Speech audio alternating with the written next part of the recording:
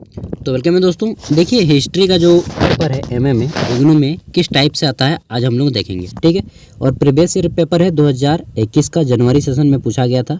तो आगे जितने भी लोग हिस्ट्री का पेपर देने वाले हैं इग्नू से एमए में, ठीक है, फर्स्ट ईयर में, तो उन सभी के लिए इम्पोर्टेंट है और क्वेश्चन जो है बार बार रिपीटेड होते हैं। देखिए पहले हम लोग जानते हैं इन्फॉर्मेशन, उसके बाद देखेंगे क्वेश्चन किस टाइप से आते हैं। तो यह पेपर है MHI 001, इसका कोड है, ठीक है, पहला पेपर है, यानी कि एमए फर्स्ट ईयर का पहला पेपर है। मास्टर ऑफ आर्ट्स हिस्ट्री, ठीक है, यहाँ पे लिखा है टर्म एंड एग्जामिनेशन फरवरी 2021। इग्नू में 2 सेशन पे एग्ज़ाम होता है, एक होता है फरवरी में, एक होता है जून में, ठीक है। तो देखिए जून में एग्ज़ाम होगा चाहे फरवरी में एग्ज़ाम होगा, सिलेबस सबका सेम रहता है और क्वेश्चन भी आपके जो है बार बार पूछे जाते हैं प्रीवियस ईयर से। तो पहला देखिए यहाँ पे है आपका जो सब्जेक्ट है वह है MHI 001 के तहत एंशिएंट एंड मेडिवल सोसाइटी। आपका पेपर हिंदी और इंग्लिश दोनों भाषाओं में, ठीक है, हिंदी में भी है और इंग्लिश में भी है, दोनों के दोनों मतलब ट्रांसलेट हैं। आप जिनमें आंसर देना चाहते हैं दोनों में दे सकते हैं। हिंदी में अगर आप देने चाहते हैं तो हिंदी में, इंग्लिश में देना चाहते हैं तो इंग्लिश में। फुल मार्क्स आपका 100 है, ठीक है, एंड समय आपको 3 घंटा दिया जाता है। क्वालिफाइंग मार्क्स यहाँ पे तो नहीं लिखा गया है, लेकिन आपको 33% लाना होगा। बोला गया है कि अटेम्प्ट एनी 5 क्वेश्चन, ठीक है, in about 500 words, each attempt at least 2 questions from each section. मतलब कि आपका जो है पेपर टोटल 10 क्वेश्चन है, 2 खंडों में बटा हुआ है, सेक्शन 1 और सेक्शन 2, ठीक है।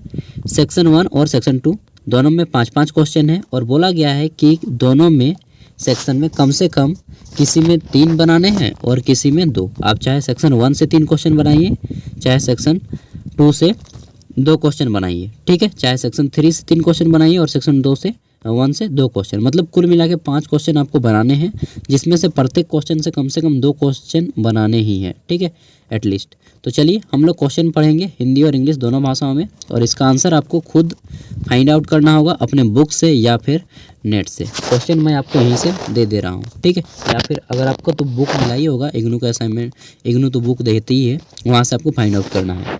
पहला क्वेश्चन है कि मानव द्वारा पशुपालन करने की प्रक्रिया का संक्षिप्त विवरण दीजिए। इसने मानव जीवन को किस प्रकार प्रभावित किया, ठीक है। 20 मार्क्स का क्वेश्चन है, तो इसका आंसर 500 शब्दों में करना है, यहाँ पे बोल दिया गया है। 500 शब्द मतलब कि 3 खड़ा पन्ना, ठीक है। पहला क्वेश्चन इंग्लिश में है कि वही पशुपालन वाला, give a brief account on the domestication of animals, how did it influence human life, ठीक है। पहला क्वेश्चन हो गया। आगे देखते हैं क्वेश्चन नंबर 2। इसमें पूछा गया है कि कांस्य युगीन समाजों में प्रचलित सामाजिक संरचना पर एक संक्षिप्त टिप्पणी लिखें। संक्षिप्त मतलब कि छोटा सा, ठीक है, और विस्तृत मतलब कि बड़ा सा। तो इंग्लिश में है कि write a short note on the social structure that prevailed in the bronze age society, ठीक है। आगे देखते हैं क्वेश्चन नंबर 3। तो क्वेश्चन नंबर 3 में बोला गया है कि प्राचीन यूनानी ग्रीक, प्राचीन यूनानी जिसको ग्रीक भी कहते हैं, प्राचीन यूनानी और रोमन समाजों में दास्ता की प्रथा और दासों की भूमिका का तुलना करें, ठीक है, इनकी तुलना करना है, कंपैरिजन करने बोला है। इंग्लिश में है कि compare the institution of slavery and role of slaves in ancient Greek and Roman society, ठीक है। आगे देखते हैं क्वेश्चन नंबर 4। तो चौथा क्वेश्चन में क्या बोला गया है? चौथे क्वेश्चन में बोला गया है कि यूरोप में ईसाई धर्म के प्रचार बोलिए चाहे प्रसार बोलिए, बात बराबर है। यूरोप में ईसाई धर्म के प्रसार का संक्षिप्त विवरण दीजिए। इसके प्रति रोमन साम्राज्य या रोमन राज्य का क्या रवैया था, ठीक है, रोमन साम्राज्य किस तरह का व्यवहार करता था, यह भी आपको बताना है। इंग्लिश में है, इसमें पूछा गया है कि गिव, सेम चीज़ है इंग्लिश में, कि give a brief account of the spread of Christianity in Europe, ठीक है। फिर बोला गया है कि what was the attitude of the Roman state toward it, ठीक है। आगे देखते हैं 5 नंबर क्वेश्चन। तो क्वेश्चन नंबर 5 इसमें पूछा गया है कि इनका और माया सभ्यताओं की विशिष्ट विशेषताओं की चर्चा कीजिए। ठीक है, इनकी विशिष्ट विशेषताएं क्या थी, पॉइंट वाइज लिख दीजिए। देखिए 20 मार्क्स का क्वेश्चन है, आपको 5 पॉइंट बनाने हैं अगर आप पॉइंट बना के लिखते हैं तो, और पॉइंट बना के लिखेंगे तो ज़्यादा मार्क्स मिलेंगे आपको। इंग्लिश में है कि discuss the characteristics features of the इनका एंड द माया सिविलाइजेशन। ठीक है, आगे देखते हैं क्वेश्चन नंबर 6। तो क्वेश्चन नंबर 6 में बोला गया है, आप लोग नोट करते जाएंगे। ठीक है, आपके एग्जाम के पॉइंट ऑफ व्यू से सभी इंपॉर्टेंट क्वेश्चन है। सामंतवाद के 2 चरणों का विश्लेषण कीजिए। द्वितीय चरण में अर्थव्यवस्था में आए प्रमुख परिवर्तनों को सूचीबद्ध कीजिए। ठीक है, इंग्लिश में देखते हैं तो इंग्लिश में क्या बोला गया है। इंग्लिश में बोला गया है कि analyse the two phase of feudalism, list the major change in economy during the second phase. ठीक है, आगे देखते हैं 7 नंबर क्वेश्चन। तो क्वेश्चन नंबर 7 इसमें बोला गया है कि मध्यकाल में भारतीयों के अतिरिक्त अन्य प्रमुख व्यवसायी समुदायों का संक्षिप्त विवरण दीजिए।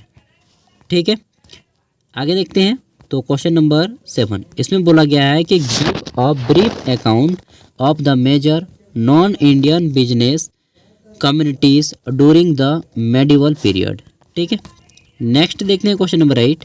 तो क्वेश्चन नंबर 8 इसमें पूछा गया था कि मध्यकाल के अंत के आसपास यूरोप में राजनीतिक और सांस्कृतिक रूपांतर किस प्रकार से हुआ। ठीक है, देखिए इसको इंग्लिश में बोला गया है कि how did political and cultural transformation take place in Europe toward the end of the medieval period. ठीक है, 9 नंबर क्वेश्चन देखते हैं। तो क्वेश्चन नंबर 9 इसमें पूछा गया है कि मध्यकाल के प्रमुख शिल्प उत्पादों की चर्चा कीजिए। उत्पाद का संगठन किस प्रकार किया जाता था, इसको भी आपको बताना है। ठीक है, इंग्लिश में इसी चीज़ को बोला जाएगा कि discuss the major craft product in the medieval period, how was the production organised. ठीक है, आगे देखते हैं क्वेश्चन नंबर 10 जो कि इस पेपर का अंतिम क्वेश्चन है। इसमें अगर आपको बनाते हैं क्वेश्चन नंबर 10 को, तो यहाँ पे आपको इन्हीं 2 प्रश्नों को बनाना होगा, 10 मार्क्स के हैं, और 250 शब्दों में इसका आंसर करना है। ठीक है, 4 में से किसी 2 को। पहला है कि युद्धों में बारूद और आग्नेय अस्त्रों का प्रयोग। ख नंबर है नवपाषाण क्रांति। ग नंबर है खानाबदोश साम्राज्य, और घ नंबर है कन्फ्यूशवाद तथा ताओवाद। ठीक है, आइए देखते हैं इंग्लिश में इसको क्या बोलेंगे।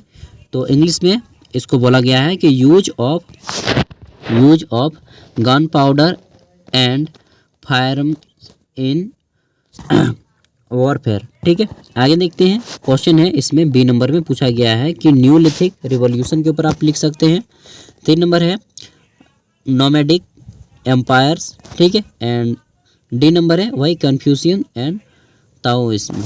तो ये इस टाइप से आपके पूरे के पूरे पेपर में आते हैं क्वेश्चन। आपको इसका PDF का लिंक वीडियो का डिस्क्रिप्शन में दिया जा रहा है। अगर आपका एग्जाम है तो मैं बोलूँगा कि डेफिनेटली 4 से 5 साल की मैं प्रीवियस ईयर क्वेश्चन पेपर दे रहा हूँ आपको चैनल में। ठीक है, आप सभी को सेट लगा के मार दीजिए। सच बता रहा हूँ, आपका एग्जाम डेफिनेटली बहुत अच्छा जाएगा। 3 घंटे में एग्जाम की तरफ बैठ जाइए घर में। ठीक है, एकदम शांत रूम में, और एकदम पढ़ाई करना 3 घंटा एग्जाम की तरह एग्जाम से पहले दीजिए। आपका डेफिनेटली अच्छा से एग्जाम जाएगा। बाकी PDF का लिंक मैं वीडियो का डिस्क्रिप्शन में दे रहा हूँ। और एक चीज़ आप कर सकते हैं, ये मेरी ओर से, अगर आपका कोई दोस्त हो तो प्लीज़ उन तक वीडियो को शेयर कीजिएगा। ठीक है, ताकि उनकी भी हेल्प हो जाए। एंड जो भी हो, मेरी ओर से ऑल द बेस्ट, अच्छे से एग्ज़ाम दीजिए।